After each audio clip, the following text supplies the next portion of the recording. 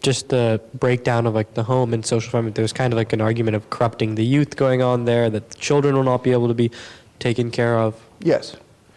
Now let me just mention a couple of other things because they're important to know. They're just facts. They are facts. You can check them. What happened to the divorce rate in the United States from the late 50s to the early 70s? The divorce rate increased a lot from the late 50s to the early 70s. Why?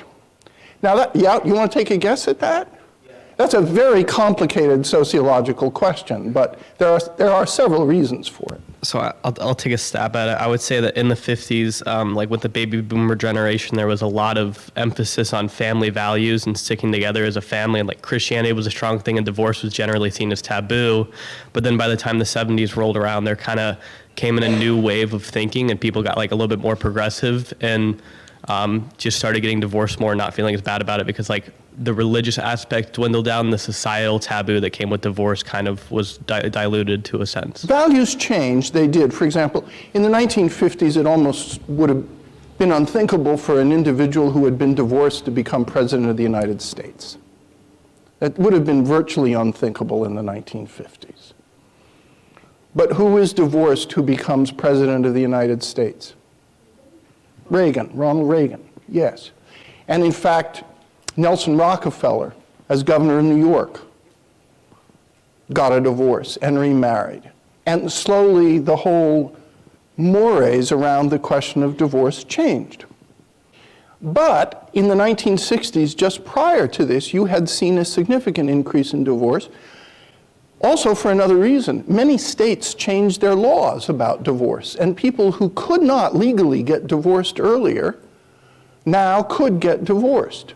So for example, in some states, the reason you would get divorced would be what? Say earlier on. What would be a good reason for being divorced? An affair. An affair, yes. Your spouse is cheating on you, and you prove that. There's complete infidelity. That's one reason. Abandonment would be another reason. But in many states, incompatibility was not a reason. And now some states even now have no-fault divorces. People just agree that they don't want to live together anymore. They go through perhaps a waiting period, depending on what the state that they're in says. Used to be in Massachusetts, you had to go through a 1-year waiting period. You'd go through a legal separation, you'd wait a year, and then if you still wanted to get divorced, you could get divorced. None of that existed in most states in the 1960s. So I'd suggest that one of the things that Шлафли is suggesting is that this increase in this divorce rate has been a result of the women's movement. Now that's a tough cause and effect to prove. But what does she have? She has a concatenation of events that will suggest to some people that that might be true. So you have to recall the historical context involved here. So Шлафли first gives basically a refutation of the women's movement, of the women's liberation movement, and of the Equal Rights Amendment. And then she gives an affirmative argument for the positive women's movement. The positive women's movement as a movement, I don't think will go down in history as a common phrase. Resistance to the Equal Rights Amendment will, because it triumphed. Now it's a rather high bar, 2/3 of the states. And what was the gender of most state legislators at that time? Male, yes, overwhelmingly male. It still is largely male. But at that time, it was far larger. At any rate, you couldn't get the 2/3 of the states, and there's a time limit put on getting those 2/3. In other words, it can't go on forever and ever. You can't go hunting for one more state ratification forever. The time limit came, 2/3 hadn't passed it, that was the end of the Equal Rights Amendment. And it was a victory for Phyllis Schlafly and those who supported her. It's a very interesting story. Her argument, I would say, comes largely from tradition and authority. That's really what I see as the basis of her argument. Whereas Sanger, whom we looked at last time, presented an argument explicitly against authority, whether it was the Catholic Church or whether it was certain laws. against custom, dictate, and order. And Weddington, in arguing Roe v. Wade, I think offered an admixture of deductive reasoning from the Constitution inferring a right to privacy, and inductive from examples how the current state of affairs impedes the rights of women, which may be held to include the right to determine the fate of one's own body, the right to determine the fate of a major decision in one's own life. So let's pause there for a second, and I just wanted to ask if you had any thoughts about this kind of argumentation, this back and forth, this running argument in which a major public policy issue is at stake. Assertions are made, sometimes they are not true. Emotions are played upon, either aspirational or fearful. And they usually are one or the other. What is one of the strongest of all human emotions?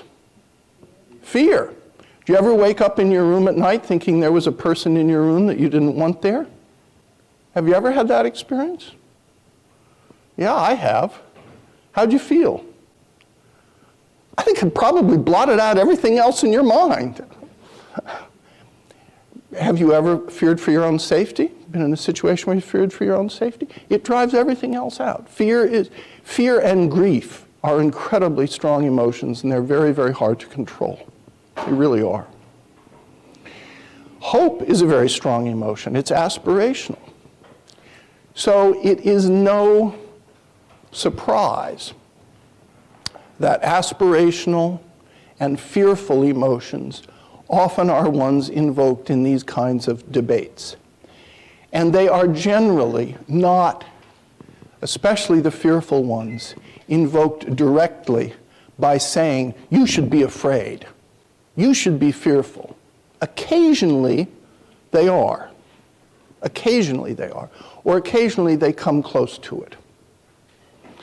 And the way in which this is done rhetorically can be quite, well, shifty, clever. In North Carolina, Senator Jesse Helms was running for the Senate one time, and he ran an ad which showed a hand writing a job application, and then another hand entered the picture and takes the pen out of that hand and starts to write another job application. How's that ad seem to you? Is that okay? Okay, the first hand was white, the second hand was black. Jesse Helms ran another ad in which, in rural parts of the state, not in the cities, he handed out small flyers saying that his opponent was heterosexual, 2 exclamation points. Now, why might he have done that? I know it seems odd to us, but why might he have done that? My opponent is heterosexual, exclamation point. You know, this is 45 years ago. Maybe a lot of people at the time didn't know what heterosexual meant, and so they just see this strange word and said, that's right. A strange word that begins with an H that has sexual in it, with 2 exclamation points after it. That was the gambit. That's true. There are dirty tricks in politics, and there are people who specialize in them. And they can, and sometimes they do, succeed.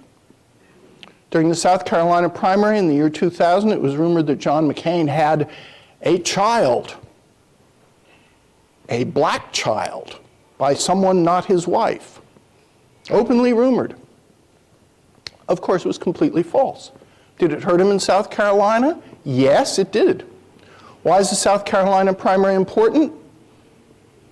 I think it's the 3rd major primary in the country after the Iowa caucuses, the New Hampshire primary, and then South Carolina. And if you don't do well in South Carolina, it's probably not someone that the Republican Party wanted at that time. We'll come back to some of these issues in a minute, but I wanted to say a word about a completely different subject. 2 different subjects. The hour exam. You all did pretty well on the hour exam. Okay? I mean, wasn't tricky, it was pretty straightforward. I looked at the grades are pretty high. I thought, well, maybe we ought to grade them on a curve, and maybe the people who got in the low 90s should really get a B instead of a A minus. And then I decided that would be completely unfair. So we're not going to do that.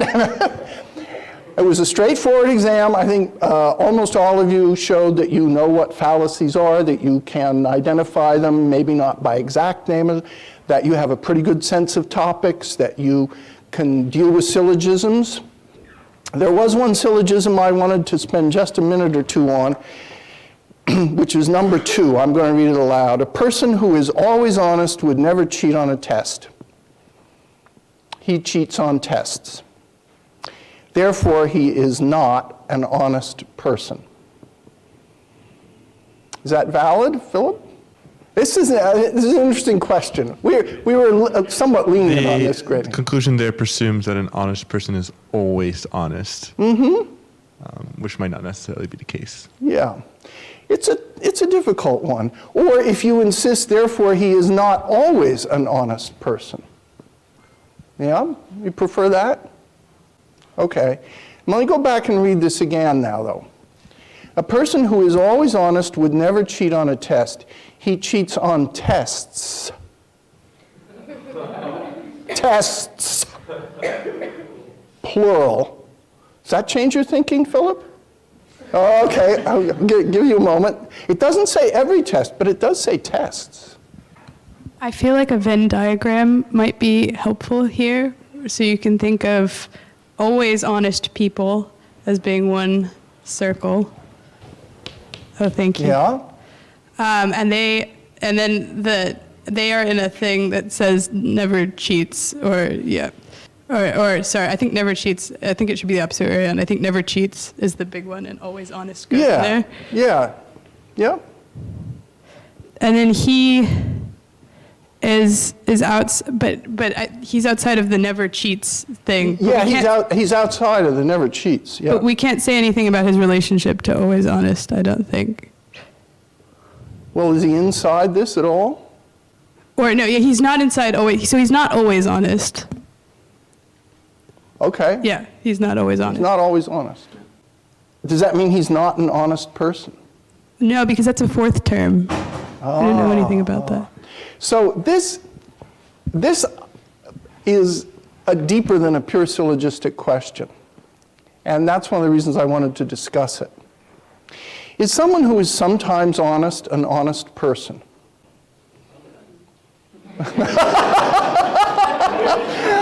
Yes! That's exactly right, I think. So it may come down to the importance of an adverb. And it may come down to a judgment like, if someone is chronically dishonest or frequently dishonest, are they an honest person? No. Let me give you, I know someone, and I'll get to this other subject in a second, which was your wonderful responses from last class. I read them through, but someone said, and I don't blame them because I went on about tennis one time. They said they weren't too keen on all these long analogies, but let me make an analogy with honesty. Right? Someone says, I have a really healthy diet, okay? But then it turns out that every day the person eats a lot of junk food. And then they eat really healthy meals, but they stuff themselves with junk food fairly frequently. Are they on a healthy diet? No, I don't think so. Now, what if that person slips themselves some junk food every 8 weeks? Are they on a healthy diet? Yeah, okay. So here we have some leeway. I mean, if you know someone has cheated, might you suspect that they are not an honest person? Yes, you really might. If you see someone in one instance cheating, you're probably not going to trust them. In the second instance, you have to have a longer acquaintance with that individual. Have we all done something dishonest in our lives? I have. I certainly have done something dishonest in my life. And I still feel regret about things that I know that I did that were not perfectly honest. So the standard of absolute honesty is a really tough one. And this question is one that, in terms of syllogistic reasoning, I would have thought that a person who cheats on tests, plural, would probably not be called an honest person. That was just my thought. But you might say, therefore, he is not always an honest person. It's a question, is honesty a universal and consistent value? And probably in human nature, you're not going to find someone who's been completely and totally honest all of the time throughout their whole life. So it becomes more of a judgment about a person's ethics. But it's an important judgment, because what is the standard you would like to have? Yeah, you would like to have that. Yeah, if you're going to hire somebody to do something for you, you would like them to be 100% honest. If you're going to trust someone to do something, you would like them to be 100% honest. It's human fallibility that occasionally people are not, either out of omission or commission. People are tempted all of the time. As Oscar Wilde says, there's only one thing I can't resist, it's temptation. Okay. He's full of these bon mots like, my taste is very simple, I am always satisfied with the best. I mean, they're kind of nonsensical, but they have a certain logic to them. Most of the rest of the hour exam was pretty unremarkable, as doctors say about tests. Everyone did pretty well. If you have questions when you get your exam back, let me know. Now, you all filled out these kind of midterm checks. A couple of things I took away from the midterm checks. I'm going to try to be more explicit about what things we're going to take up in the next class. So, for example, there's next class, Classical Rhetoric for the Modern Student, those pages. I will be paying attention to those pages in class more than I did to some of the pages from Classical Rhetoric for the Modern Student in the first half of the course. And these three short readings, Jane Addams, great social reformer, Carl Sandburg, great writer, and Martin Luther King Jr. Those three, it's not a lot of reading for next time, but that's what we're going to concentrate on next time. Because next time we're going to start this unit on style. We haven't talked about style yet. We've talked about many elements of rhetoric. We've talked about design, we've talked about argument, but we haven't talked about the third major element, which is style. What the ancients called elocutio, which didn't mean elocution, it meant how you turn something into an attractive piece of verbal art, aesthetically. What makes it memorable? Are there writers that you read that you say, oh, I know that sounds like Dickinson, or that sounds like Hemingway, right? Those writers have a voice. What you need to develop ultimately as a writer who wants to be known as a fine writer is a specific voice or style, to be identified with that. That's not an easy achievement. But it's one that you can aim for, because it means there are certain characteristics of your writing which are attractive that you have in a combination that no one else has. And when someone reads you or hears you, they can say, oh, that's so-and-so. And people with really identifiable styles get honored by having them parodied or satirized because they are so identifiable. That doesn't mean they're bad styles. That just means they're so identifiable, they're so associated with one person. So I will also try to give a little more structure to the Tuesday, Thursday classes. And to that end, I've written up a little outline here for today, and I now want to take up this topic. How do you cripple a democracy? And this is a topic for discussion.